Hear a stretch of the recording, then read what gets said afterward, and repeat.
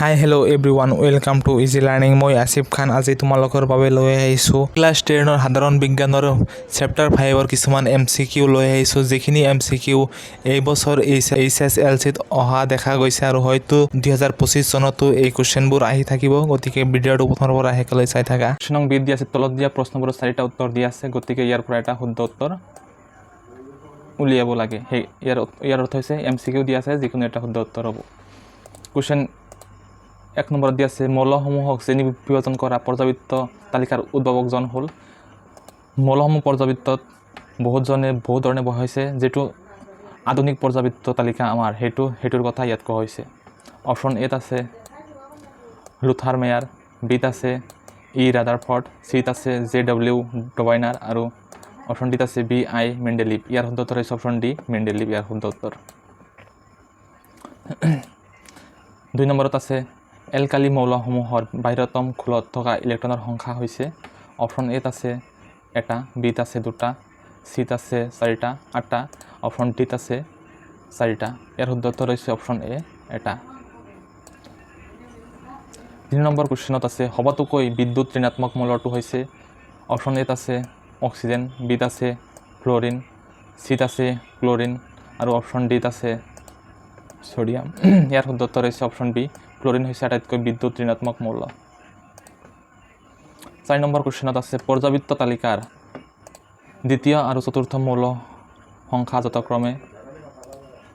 Option এত আছে 28, option বিত আছে 88, অপশ্যন চিত আছে 8 আৰু 18, অপশ্যন ডিত আছে 18 আৰু 18। ইয়াৰ শুদ্ধ উত্তৰ হৈছে অপশ্যন চি 8 আৰু 18। ইয়াৰ শুদ্ধ উত্তৰ অপশ্যন চি। 5 নম্বৰ কুৱেশ্যনত দিয়া আছে তলত দিয়া মৌলসমূহৰ আয়নীকৰণ শক্তিৰ কোনটো আটাইতকৈ বেছি আয়নীকৰণ। অপশ্যন এত আছে লিথিয়াম, বিত আছে বৰণ, চিত আছে নাইট্ৰজেন আৰু অপশ্যন ডিত আছে অক্সিজেন। ইয়াৰ শুদ্ধ উত্তৰ হৈছে অপশ্যন চি নাইট্ৰজেন। নাইট্ৰজেনৰ আটাইতকৈ আয়নীকৰণ শক্তি বেছি। কুৱেশ্যন নং 6ত আছে ছ'ডিয়াম, পটাছিয়াম, ৰুবিডিয়াম আৰু চিজিয়ামৰ দাতৱীয় গুণৰ ওপৰত বৰ্ধিত ক্ৰমটো হৈছে।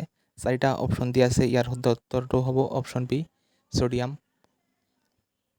পটাছিয়াম, ৰুবিডিয়াম আৰু চিজিয়াম। ইয়াৰ শুদ্ধ উত্তৰ দিয়া আছে, শুদ্ধ উত্তৰটো বাছি উলিয়াব লাগে। ইয়াত MCQ হিচাপে দিয়া আছে, যিকোনো এটা শুদ্ধ হ'ব সেইটো উলিয়াই বহাব লাগে।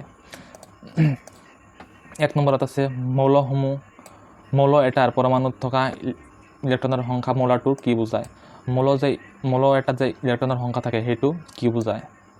অপশ্যন এত আছে পাৰমাণৱিক সংখ্যা, বিত আছে পাৰমাণৱিক ভৰ, চিত আছে আণৱিক সংখ্যা আৰু ডিত আছে আণৱিক ভৰ। ইয়াৰ শুদ্ধ উত্তৰ হৈছে পাৰমাণৱিক সংখ্যা। মৌল এটাৰ পৰমাণুত থকা ইলেক্ট্ৰনৰ সংখ্যাই মৌলটোৰ পাৰমাণৱিক সংখ্যা বুজায়। 2 নম্বৰ কুৱেশ্যনত আছে একেটা পৰ্যায়ত পাৰমাণৱিক সংখ্যা বাঢ়িলে বিদ্যুৎ ঋণতা কি হয়, কমে না বাঢ়ে না একেই থাকে। অপশ্যন এত আছে কমে, বিত আছে একেই থাকে, অপশ্যন চিত আছে বাঢ়ে আৰু ডিত আছে নাইকিয়া হয়। ইয়াৰ শুদ্ধ উত্তৰ হৈছে অপশ্যন চি বাঢ়ে, বিদ্যুৎ ঋণতা বাঢ়ে পৰ্যায় এটাত। কুৱেশ্যন নং 3ত আছে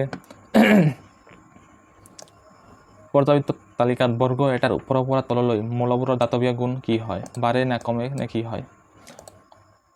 অপশ্যন এত আছে বাঢ়ে, বিত আছে বাঢ়ে আৰু পাছত কমে, চিত আছে কমে আৰু ডিত আছে প্ৰথমে কমে আৰু তাৰপিছত বাঢ়ে। ইয়াৰ শুদ্ধ উত্তৰ হৈছে অপশ্যন এ বাঢ়ে, ইয়াৰ শুদ্ধ উত্তৰ। কুৱেশ্যন নং 6ত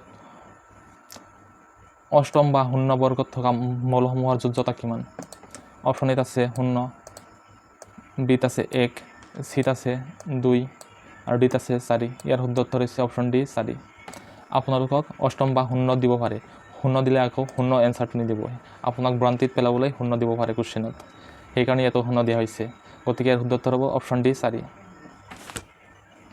কুৱেশ্যন নং 5ত আছে তলৰ কোনটো মৌলৰ পাৰমাণৱিক ব্যাসাৰ্ধ বেছি।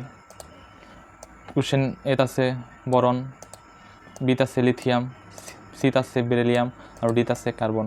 ইয়াৰ শুদ্ধ উত্তৰ হৈছে অপশ্যন বি লিথিয়াম, ইয়াৰ শুদ্ধ উত্তৰ। কুৱেশ্যন নং 6ত আছে প্ৰথম পৰ্যায়ৰ মৌল দুটা হ'ল হাইড্ৰজেন আৰু লিথিয়াম, বিত আছে হাইড্ৰজেন আৰু হিলিয়াম, চিত আছে হিলিয়াম আৰু বেৰিলিয়াম, অপশ্যন ডিত আছে হাইড্ৰজেন আৰু নিয়ন। ইয়াৰ শুদ্ধ উত্তৰ হৈছে অপশ্যন ডি হাইড্ৰজেন আৰু হিলিয়াম হিলিয়াম আৰু হাইড্ৰজেন প্ৰথম পৰ্যায়ৰ মৌল। আপোনালোকক দেখাই দি আছোঁ।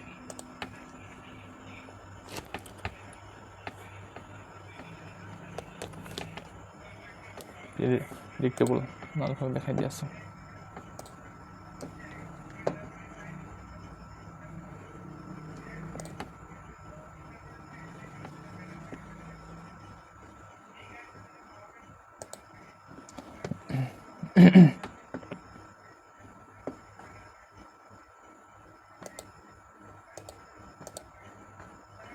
ইয়াত আছে হাইড্ৰজেন আৰু হিলিয়াম, দুটা আছে প্ৰথম পৰ্যায়ত, হাইড্ৰজেন আৰু হিলিয়াম, আৰু নাই মৌল। 7 নম্বৰত দি আছে পৰ্যাবৃত্ত তালিকাত মুঠ বৰ্গৰ সংখ্যা হৈছে অপশ্যন এত আছে 5টা, বিত আছে 6টা, চিত আছে 7টা আৰু ডিত আছে 18টা। ইয়াৰ শুদ্ধ উত্তৰ হৈছে অপশ্যন ডি 18টা। ইয়াৰ শুদ্ধ উত্তৰ।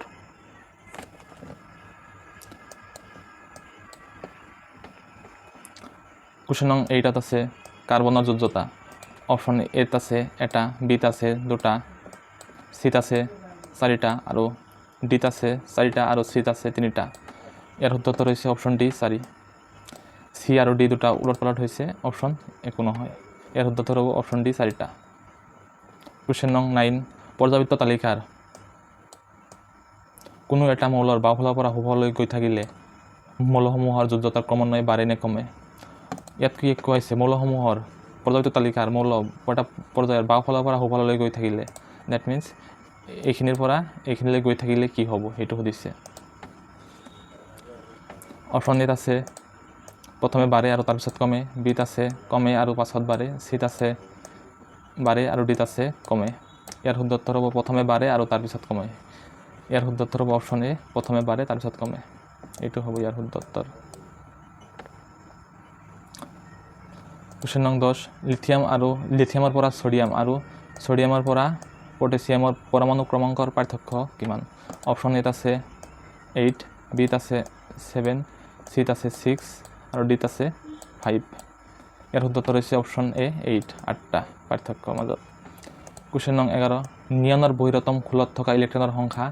অপশ্যন এত আছে 2, বিত আছে 3, চিত আছে 6 আৰু ডিত আছে 8। ইয়াৰ শুদ্ধ উত্তৰ হৈছে অপশ্যন ডি 8। ইয়াৰ শুদ্ধ উত্তৰ। কুৱেশ্যন নং 12 আছে তলৰ কোনটো প্ৰথম বৰ্গৰ মৌল হয়। ছডিয়াম, বেৰিলিয়াম, কাৰ্বন আৰু মেগনেছিয়াম। ইয়াৰ শুদ্ধ উত্তৰ হৈছে অপশ্যন এ, ছডিয়াম হৈছে প্ৰথম বৰ্গৰ মৌল। দেখাই দি আছোঁ, ইয়াত আছে ছডিয়াম, ইয়াত ছডিয়াম হৈছে প্ৰথম বৰ্গ মৌল, এইটো হৈছে প্ৰথম বৰ্গ, সেইকাৰণে ইয়াত ছডিয়াম অপশ্যনত আছে, এইটো হ'ব ছডিয়াম। আপোনালোক লিথিয়ামত দিব পাৰে, পটেছিয়ামত দিব পাৰে, সেইকাৰণে এইকেইটা মুখস্থ কৰি ল'ব ইয়াৰ পৰা মাজে মাজে বৰ্গবিলাক। ইয়াৰ শুদ্ধ উত্তৰ হ'ব অপশ্যন এ। কুৱেশ্যন নং 13 ক্লৰিনৰ ইলেক্ট্ৰনীয় সজ্জা কি হ'ব।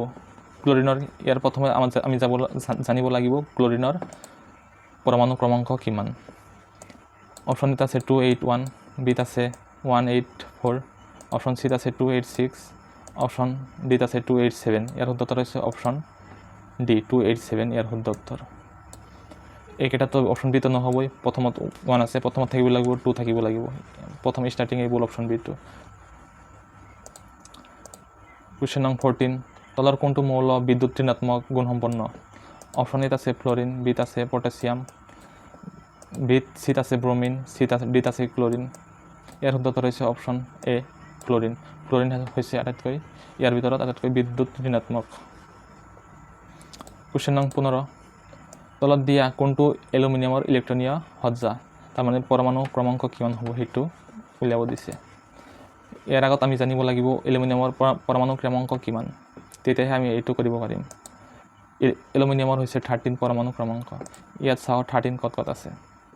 অপশ্যন এত আছে 281, অপশ্যন বিত আছে 283, চিত আছে 286 আৰু অপশ্যন ডিত আছে 288।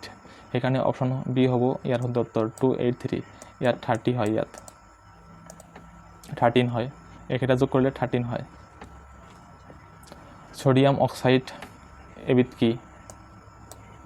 অপশ্যন এত আছে আমলিক, বিত আছে প্ৰশম অক্সাইড, চিত আছে ক্ষাৰকীয় অক্সাইড আৰু ডিত আছে উভধৰ্মী অক্সাইড। ইয়াৰ শুদ্ধ উত্তৰ হ'ব অপশ্যন চি ক্ষাৰকীয় অক্সাইড।